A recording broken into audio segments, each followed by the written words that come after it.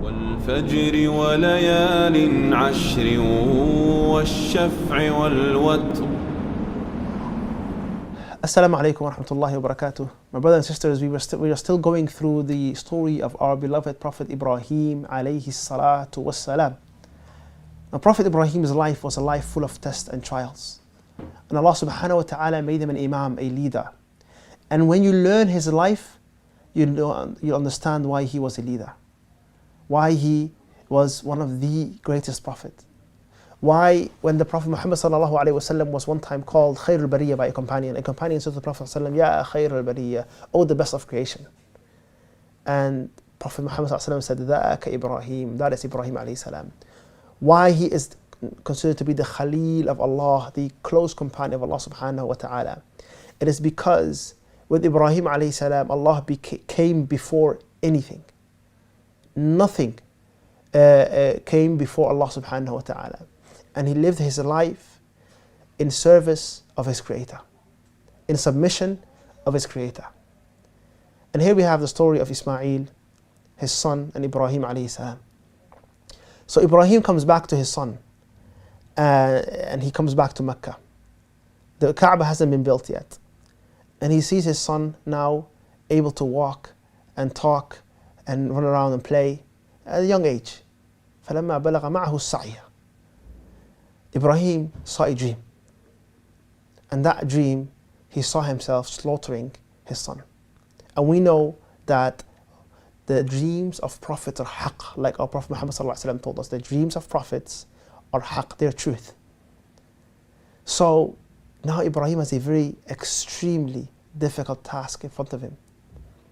He's being told to slaughter Ismail. And what does Ibrahim alayhi salam do? He consults his son. He speaks to him and says, Ya bunayya, inni ara fil manami anni adbahuk.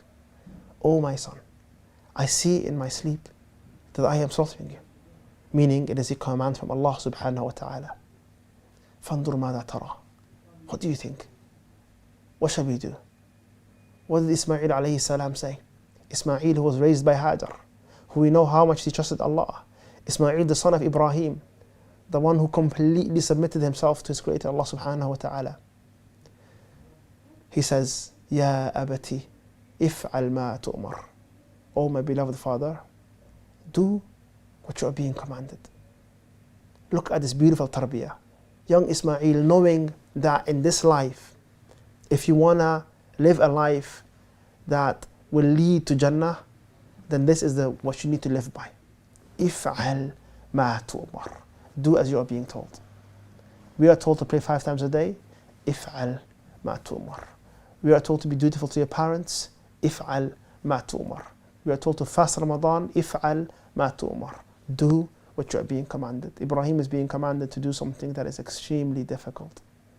I mean, literally unimaginably difficult. He's being asked to put a knife on his own son's throat and to slit it.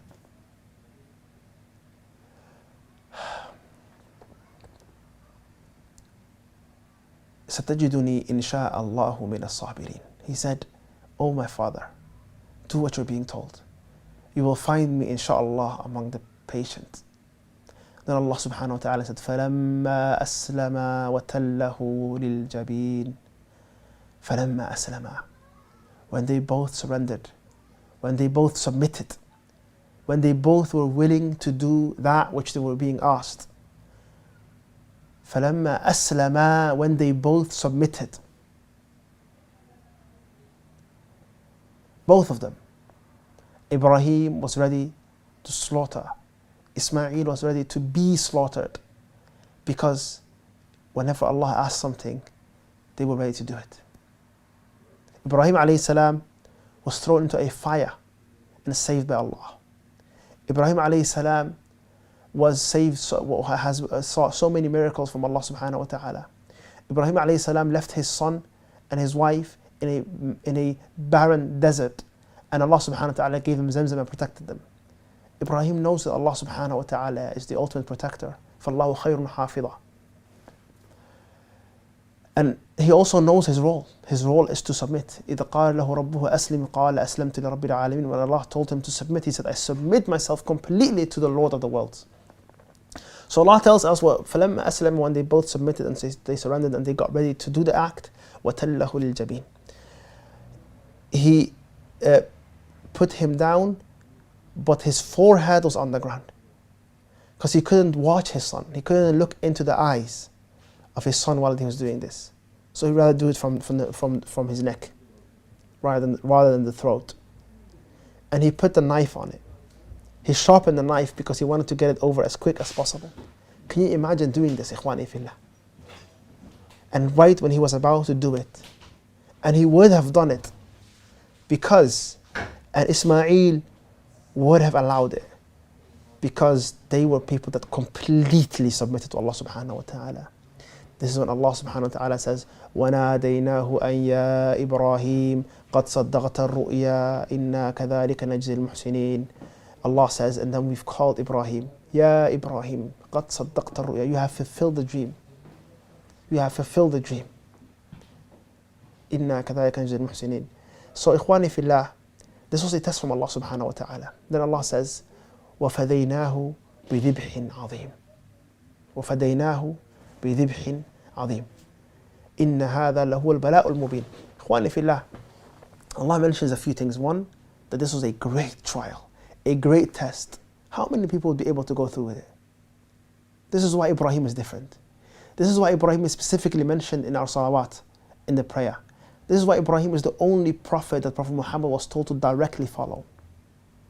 Ibrahim alayhi salam. Allah mentioned that this was a great and difficult trial and test. إِنَّ هَذَا الْبَلَاءُ الْمُبِينُ.